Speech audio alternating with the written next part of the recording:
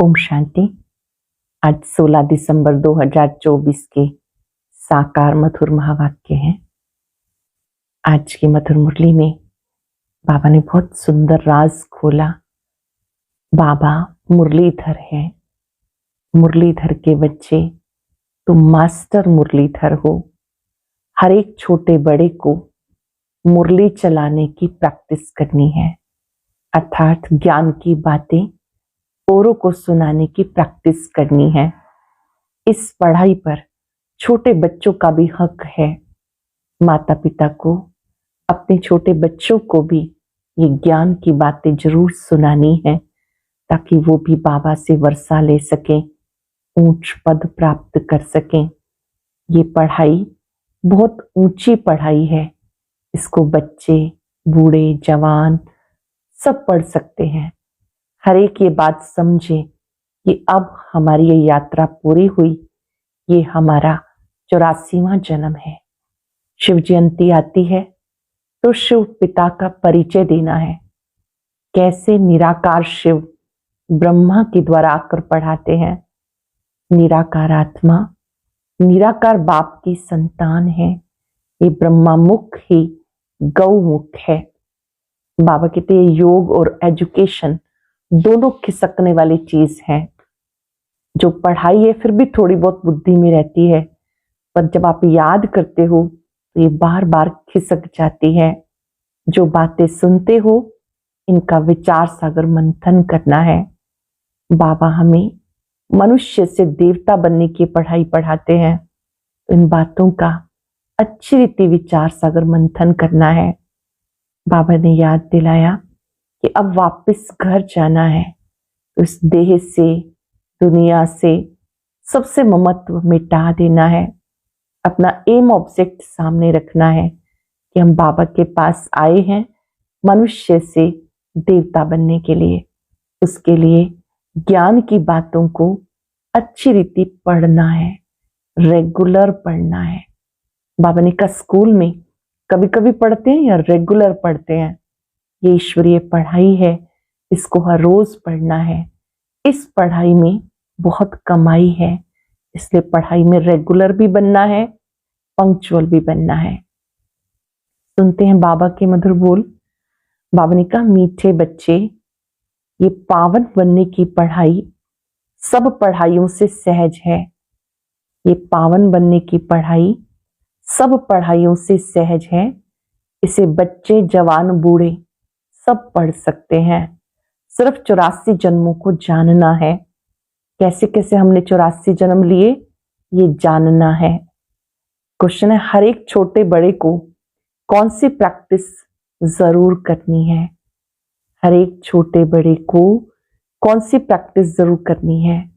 हर एक को मुरली चलाने की प्रैक्टिस जरूर करनी है, क्योंकि तुम मुरलीधर के बच्चे हो। अगर मुरली नहीं चलाते तो ऊंच पद पा नहीं सकेंगे। किसी को सुनाते रहो तो मुख खुल जाएगा। किसी को ज्ञान की बात सुनाते रहेंगे, मुख खुल जाएगा। तुम हर एक को बाप समान टीचर जरूर बनना है। जो पढ़ते हो वो पढ़ाना है। छोटे बच्चों को भी पढ़ाई पढ़ने का हक है। वो भी बेहद बाप का वर्षा लेने का अधिकारी है। छोटे बच्चे भी बाबा से वर्षा लेने के अधिकारी हैं। ओम शांति। अभी आती है शिव बाबा की जयंती, उस पर कैसे समझाना चाहिए। बाबा ने तुम्हें समझाया, वैसे तुम्हें फिर औरों को समझाना है। ऐसे तो नहीं बाबा जैसे तुमको पढ़ाता है वैसे बाबा को ही सबको पढ़ाना है। शिव बाबा ने तुमको पढ़ाया, जानते हो, इस शरीर द्वारा पढ़ाया। बरोबर हम शिव बाबा की जयंती मनाते हैं। हम नाम भी शिव का लेते हैं। वो तो है ही निराकार, उनको शिव कहा जाता। वो लोग कहते शिव तो जन्म मरण रहित है, उनकी फिर जयंती कैसे होगी। ये तुम जानते हो कैसे नंबरवार मनाते रहते हैं। मनाते तो रहेंगे, उनको समझाना है। बाबा आकर इस तन का आधार लेते हैं, मुख जरूर चाहिए। इसीलिए गौमुख की महिमा है। ये राज जरा पेचीला है। गौमुख, ब्रह्मा मुख ही गौमुख है, ये राज थोड़ा सा पेचीला है। शिव बाबा के ऑक्यूपेशन को समझना है। हमारा बेहद का बाबा आया है, उनसे बेहद का वर्षा मिलता है। वो भारत को बेहद का वर्षा था और किसी को होता नहीं। भारत को ही सचखंड कहा जाता, बाप को भी ट्रुथ कहा जाता। तो ये बातें समझानी है। फिर कोई जल्दी समझ में नहीं आता, कोई झट समझ जाते। किसी किसी को जल्दी समझ में आ जाता है, किसी किसी को देरी से। ये योग और एजुकेशन दोनों खिसकने वाली चीजें हैं। योग और पढ़ाई दोनों खिसकने वाली चीजें हैं। उसमें भी योग जास्ती खिसकता है। नॉलेज तो बुद्धि में रहती है, बाकी याद ही घड़ी घड़ी भूलते हैं। नॉलेज तुम्हारी बुद्धि में है, कैसे हम कैसे 84 जन्म लेते हैं। जिनको नॉलेज है वो बुद्धि से समझ सकते हैं कि जो पहले पहले नंबर में आते वही 84 जन्म लेंगे। पहले ऊंच से ऊंच लक्ष्मी नारायण को कहेंगे। नर से नारायण बनने की कथा भी नामी ग्रामी है। पूर्णमासी पर बहुत जगह सत्यनारायण की कथा चलती है। तुम जानते हो, हम सचमुच बाबा द्वारा नर से नारायण बनने की पढ़ाई पढ़ते हैं। बाबा द्वारा नर से नारायण बनने की पढ़ाई पढ़ते हैं। ये पावन बनने की पढ़ाई, और है भी सब पढ़ाइयों से बिल्कुल सहज। 84 जन्मों के चक्र को जानना है। फिर ये पढ़ाई सबके लिए एक ही है। बूढ़े बच्चे जवान जो भी है, सबके लिए एक ही पढ़ाई है। छोटे बच्चों को भी हक है, अगर माँ बाप उनको थोड़ा थोड़ा सिखाते रहे तो टाइम तो बहुत पड़ा है। बच्चों को भी सिखाया जाता, शिव बाबा को याद करो। माता पिता भी बच्चों को छोटी छोटी बातें पक्की कराएं। बाबा को उठकर गुड मॉर्निंग करना, रात को गुड नाइट करना, स्कूल जाने से पहले 1 मिनट मेडिटेशन करना, भोजन के समय 1 मिनट बाबा को भोग लगा के खाना है। ऐसे बाबा कहते हैं उन बच्चों का भी हक है बाबा से वर्षा लेने का। आत्मा और शरीर दोनों का बाप अलग अलग है। आत्मा बच्चा भी निराकारी है, बाप भी निराकारी है। ये भी तुम बच्चों की बुद्धि में है। वो निराकार शिव बाबा हमारा बाप है। कितना छोटा है, ये अच्छी रीति याद रखना है, भूलना नहीं चाहिए। हमारा निराकारी बाप कैसा है, वो ज्योति बिंदु स्वरूप है, अति सूक्ष्म है, भूलना नहीं चाहिए। हम आत्मा भी बिंदी मिसल छोटी हैं। ऐसे नहीं कि ऊपर जाएंगे तो बड़ी दिखाई देगी, नीचे छोटी हो जाएगी, नहीं, वो तो है बिंदी। ऊपर में जाएंगे तो तुमको जैसे देखने में भी नहीं आएगी, बिंदी है ना, बिंदी क्या देखने में आएगी। इन बातों पर बच्चों को अच्छी रीति विचार भी करना है। हम आत्मा ऊपर से आई हैं इस शरीर के द्वारा पार्ट बजाने। आत्मा घटती बढ़ती नहीं। ऑर्गन्स पहले छोटे पीछे बड़े होते। अब तुम जैसे समझते हो तुम्हें औरों को भी समझाना है। ये तो जरूर है, नंबरवार जो जितना पढ़ा उतना ही पढ़ाते हैं। सबको टीचर भी जरूर बनना है सिखाने के लिए। बाप में तो नॉलेज है, वो इतनी छोटी सी परमात्मा है, सदैव परम धाम में रहते हैं। यहाँ एक ही बार संगम युग पर आते हैं।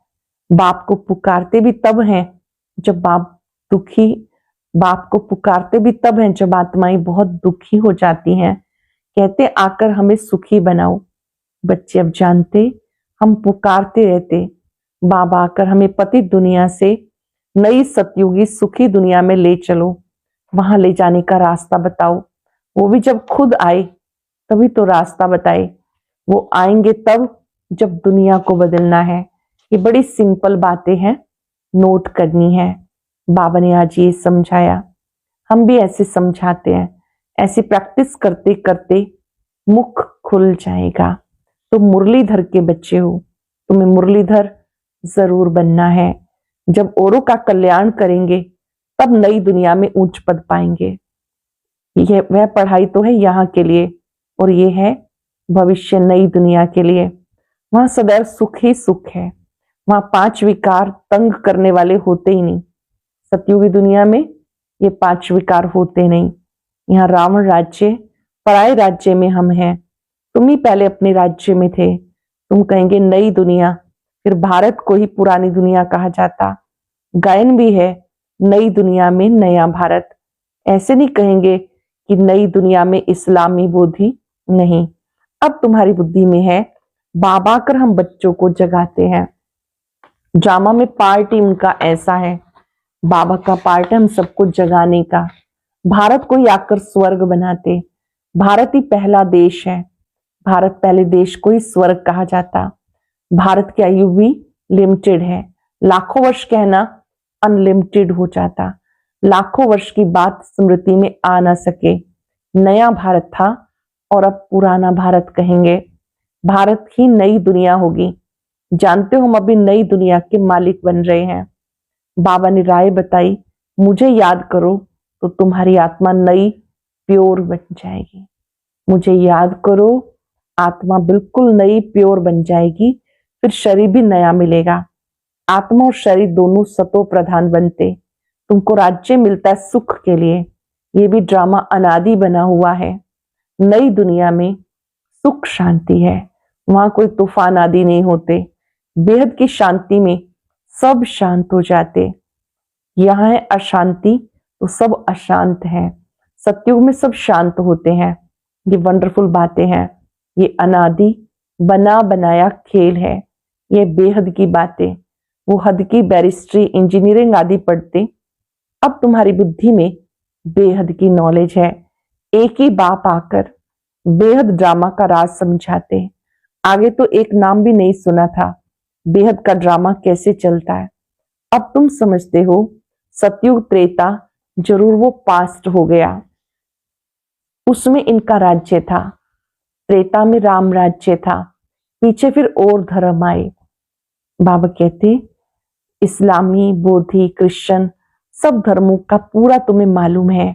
ये सब 2500 वर्ष के अंदर आए हैं। सतयुग त्रेता में एक ही धर्म था, आदि सनातन देवी देवता धर्म। द्वापर से अन्य धर्म आए। बाबा कहते धीरे धीरे झाड़ बढ़ता गया।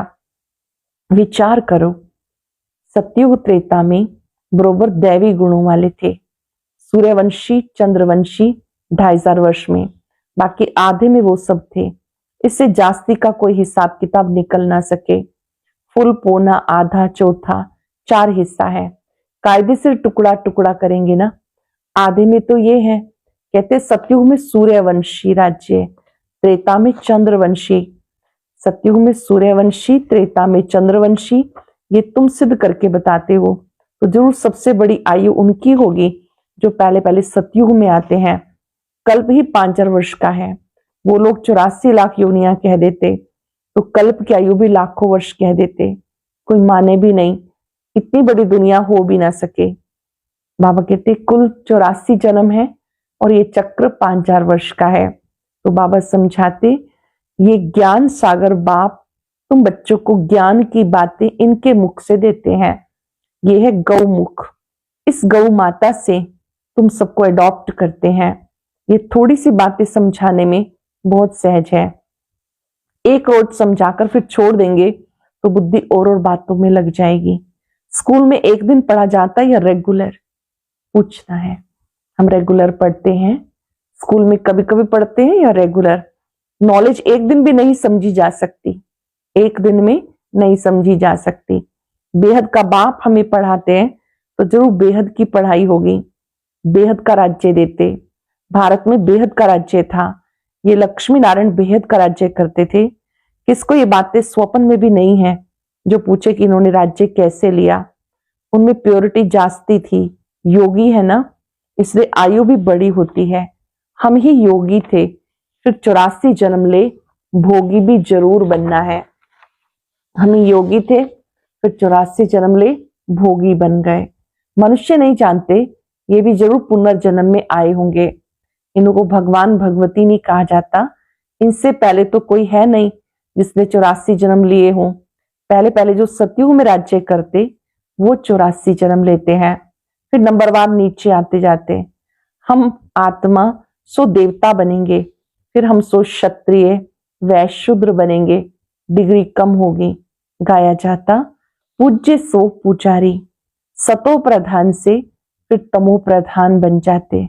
ऐसे पुनर्जन्म लेते लेते नीचे चले गए। ये कितना सहज है, परंतु माया ऐसी है ये बातें भी भुला देती हैं।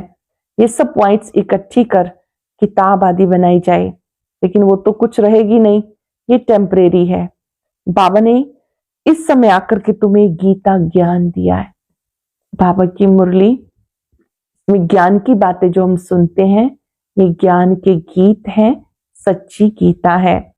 बाबा तुम बच्चों को जैसे कल्प पहले समझाया था ऐसे ही समझा रहे हैं। ये बातें समझने की हैं। रावण को प्रतिवर्ष जलाते हैं, ये बहुत बड़ा दुश्मन है, परंतु दुश्मन कैसे कोई नहीं जानते। सोचते हैं कि सीता चुरा कर ले गया इसीलिए दुश्मन है। ये सीता कौन सी है? आत्मा रूपी सीता जब 5 विकारों के वशीभूत हो गई तो कहा जाने लगा कि राम की सीता चोरी हो गई। बाबा आते हैं, आत्मा रूपी सीता को 5 विकारों की जेल से मुक्त करते हैं। अब ये आत्मा रूपी सीता इस समय 5 विकारों की वशीभूत हो गई है। ये कहानी समझने की है। बाप कहते हैं अपने को आत्मा समझ मुझ बाप को याद करो। तुम्हें ये बातें बहुत शीतलता से किसी को समझानी है। ये ज्ञान के नए राज हैं, विधि पूर्वक दूसरों को समझाने हैं कि कैसे कैसे हम आत्माएं विकारों की वशीभूत हो गई, फिर इनसे मुक्त होने के लिए इस समय बाबा आकर योग सिखाते हैं। राजयोग से हम इन विकारों से मुक्त हो जाते हैं। तुम्हें बहुत शीतलता से ये बातें समझानी है। आत्मा रूपी सीता कैसे विकारों की वशीभूत हो गई, कब चोरी हो गई, ये बातें समझानी है। बाबा कहते इस समय चारों तरफ दुख अशांति है, अति दुखी होते हैं तब रड़ियां मारते हैं, बाबा इन दुखों से छुड़ाओ। रावण किसे कहते हैं? रावण का अर्थ ही है 5 विकार। 10 शीश वाला दिखाते हैं। रावण को दिखाते हैं कि रावण के 10 शीश थे, 5 विकार नर के, 5 विकार नारी के। रावण का अर्थ ही है रुलाने वाला। बाबा आते हैं और याद दिलाते कि इस समय ये झूठी माया, झूठी काया, झूठा सब संसार है, तुम मुझे याद करो, मैं तुम्हें शक्ति दूंगा। बाबा को याद करेंगे तो विकारों पर जीत पाने की शक्ति मिलती है। वहां तो सदा ही सच बोलेंगे।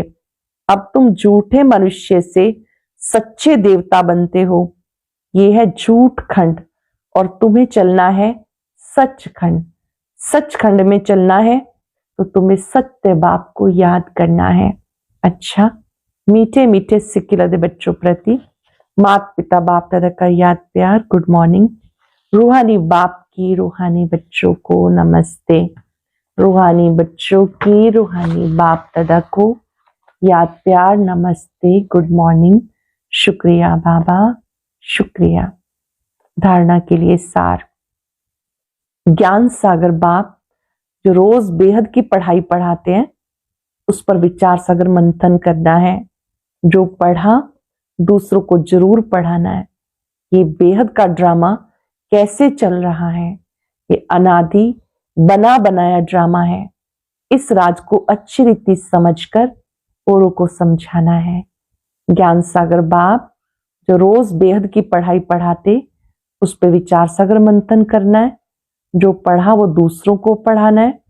ये बेहद का ड्रामा कैसे चल रहा है, ये अनादि बना बनाया वंडरफुल ड्रामा है।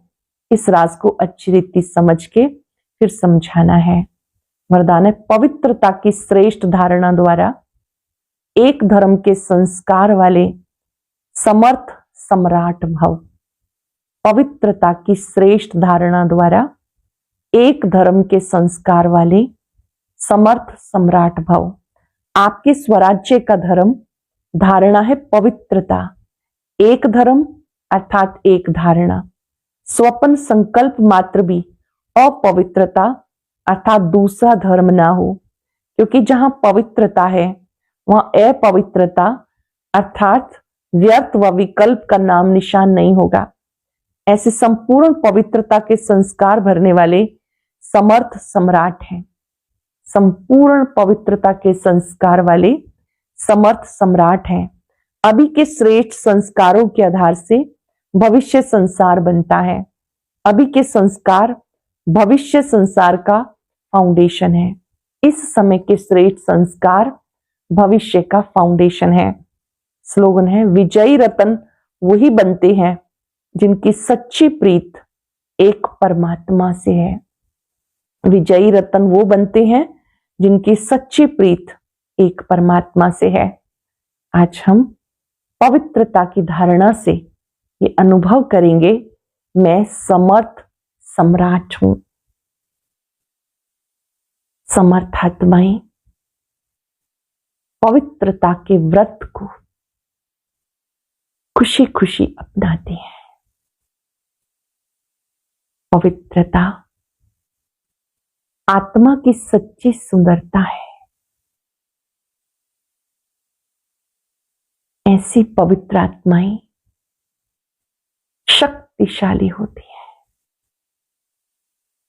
व्यर्थ से मुक्त होती है, संपूर्ण पवित्र आत्माएं समर्थ सम्राट होती है।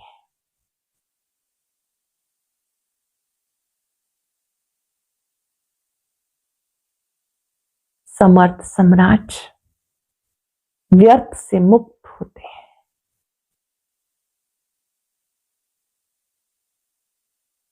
अपने अनादि पवित्र स्वरूप में आनंदित होते हैं। बाबा से शक्ति लेते जाएं, सबको देते जाएं। वायदा करें, मुझे भी व्यर्थ से मुक्त होना है और मास्टर मुरलीधर बनना है। शुक्रिया बाबा, शुक्रिया। ओम शांति।